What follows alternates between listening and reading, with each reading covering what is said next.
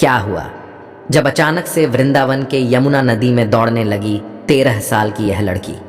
इस दृश्य को देखकर वहां मौजूद सभी लोगों की आंखें फटी की फटी रह गईं। दोस्तों, इस अद्भुत चमत्कार को देखकर आपके भी होश उड़ जाएंगे। आखिर कौन है वो लड़की? इस पूरे रहस्य से पर्दा उठेगा आज की इस वीडियो में।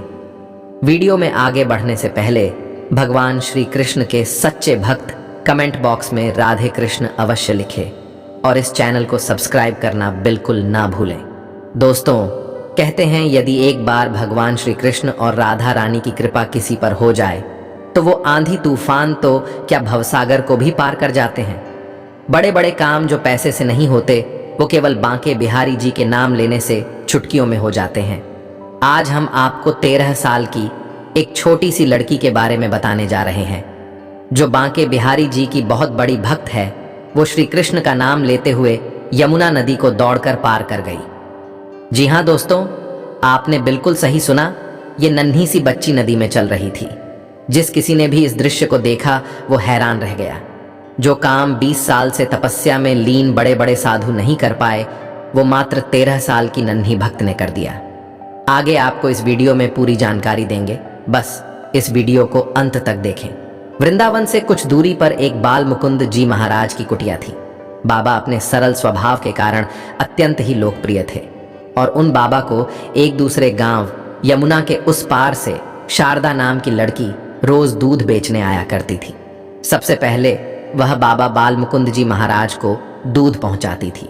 इसके बाद ही शारदा गांव के अन्य लोगों को दूध पहुंचाती थी। शारदा बचपन से ही बांके बिहारी की बहुत बड़ी भक्त थी। दूध बेचते समय भी उसके मुख पर केवल बांके बिहारी का ही नाम रहता था। जिस उम्र में बच्चे खेल कूद करते हैं उसी उम्र में शारदा भगवान श्री कृष्ण की भक्ति में लीन हो गई थी। एक दिन शारदा देर से बाबा बाल मुकुंद जी महाराज के पास दूध लेकर पहुंची तो बाबा ने शारदा से कारण जानना चाहा।